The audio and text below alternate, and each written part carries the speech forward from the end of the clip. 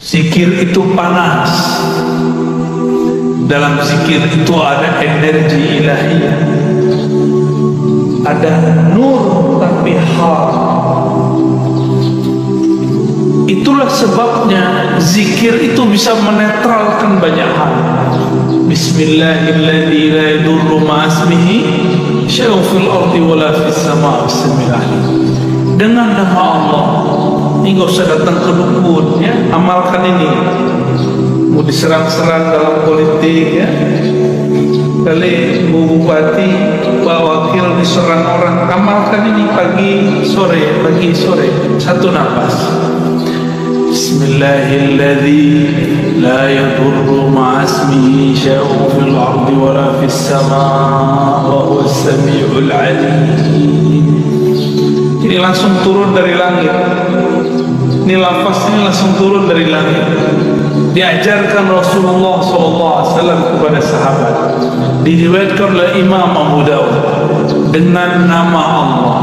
Bismillah allazi, yang mana la yadurru ma'asmihi, tidak ada yang akan merusak, mengganggu siapa yang bersama namanya. Maksudnya apa? Gak ada yang ganggu, baik dari langit ataupun dari bumi.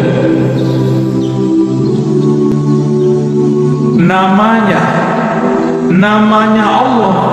Allah titipkan semuanya ke dalam qalbu Rasulullah sallallahu alaihi wasallam. Maka orang yang datang kepada Allah lewat pancaran qalbu Rasulullah, dia langsung diterima. Kalau saya masuk kantor Bu Bupati, bawa surat sakti dari Bu Bupati, diterima? Diterima. Tapi kalau bawa proposal nggak ada janjian, tolak.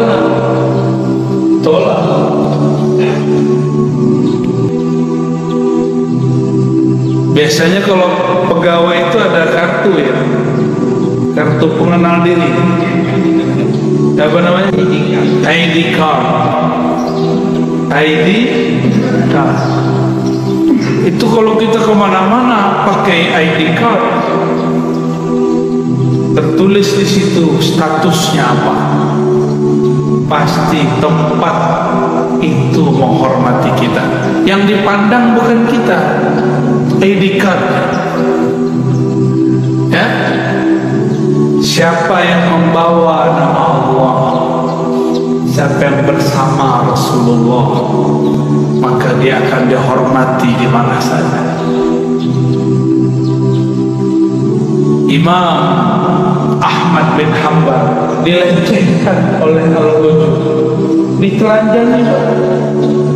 Itu Imam Ahmad bicara kepada Sarung, wahai Sarung, tutuplah aurat, takutlah kepada Allah, engkau mempermalukan aku. Langsung naik itu, diturunin lagi oleh Al-Ghazali, enggak turun-turun. Al-Ghazalinya takut. Mulai Al-Ghazalinya takut. Ayah Buya Hamka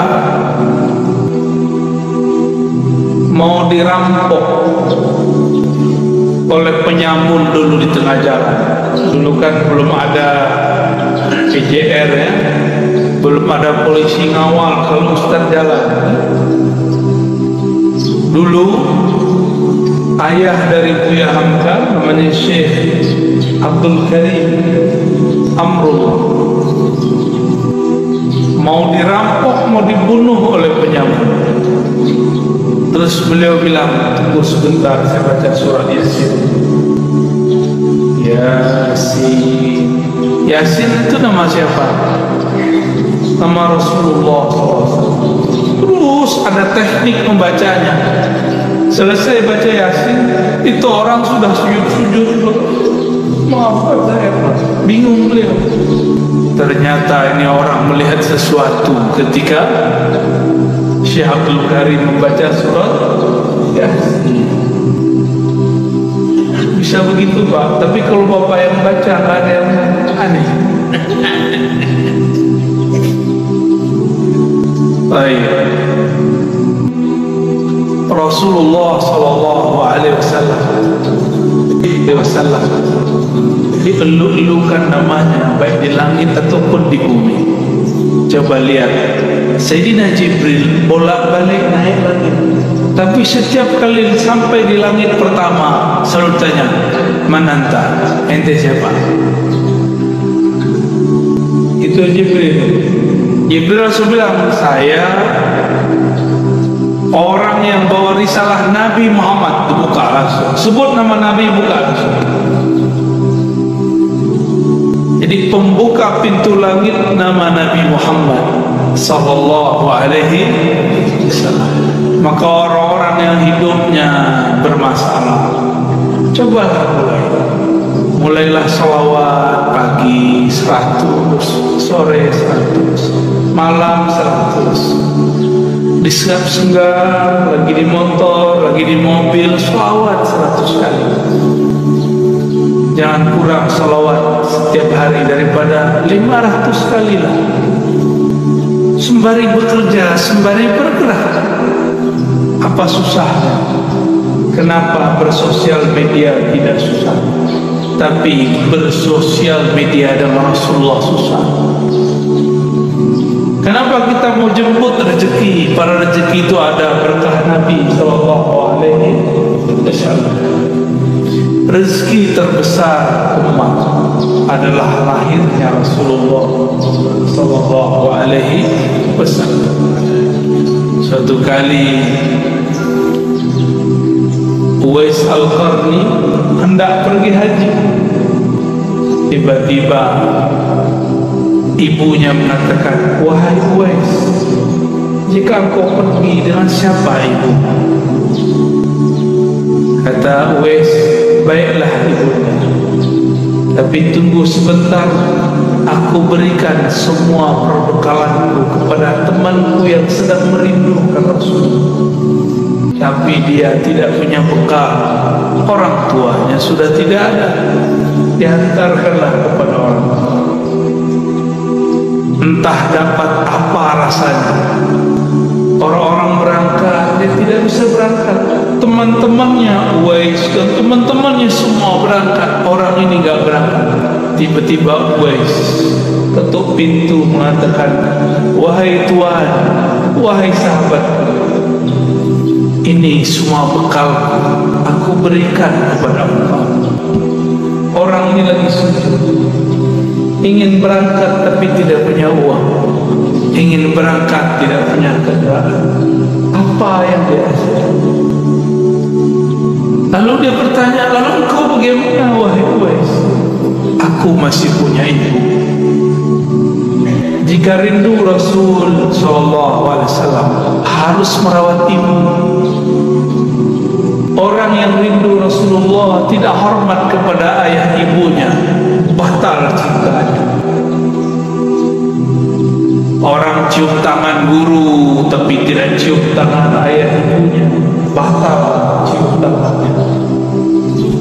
Orang yang ziarah ke ulama tapi tidak ziarah ke ayah ibunya, batal cintanya kepada ulama. Betapa aneh sekarang, banyak orang baik ke gurunya tapi membentak ayah ibunya. Aneh. Masih punya ibu sebagian besar, ayah nanti pulang cium tangannya, ya. Baca sholawat ketika mencium tangannya. Semoga Allah ridha dan pasti ridha. Ridha Allah itulah kunci dalam tangan. Kenapa disebut ibu dan ayah itu kunci ridha Allah? Ridha Allah fi ridhal walidain. Karena merekalah kita secara fisik, secara rohani kita ada karena rohani Rasulullah. Maka Rasulullah Nur Muhammad, ruhnya disebut Ahmad, disebut Ummul Arwah, induknya semua ruh. Muhammad, nurnya disebut Abul Arwah, bapaknya semua proof. Ini cuma istilah bahwa salah satu bersumber darinya. Inilah yang sering kita katakan ketika Allah menciptakan alam semesta. Apa yang Allah lakukan pada alam? Allah menciptakan alam ini supaya alam ini sempurna dengan menyembahnya. Allah tetap sempurna tanpa disembah alam. Allah ciptakan alam supaya alam itu sempurna dengan menyembahnya. Disebut dalam Quran liya'budun, untuk menyembah. Siapakah yang paling sempurna menyembah Allah? Rasulullah SAW. Siapakah yang paling kenal Allah?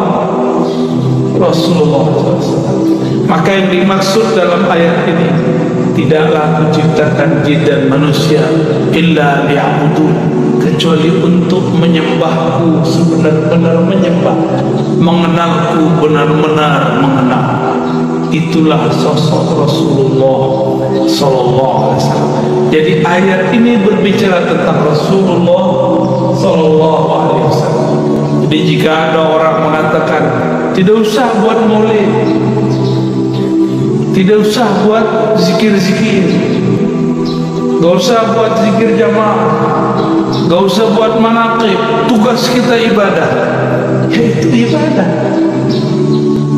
Dan ibadah yang paling tinggi adalah as-salawat ala Nabi sallallahu alaihi wasallam.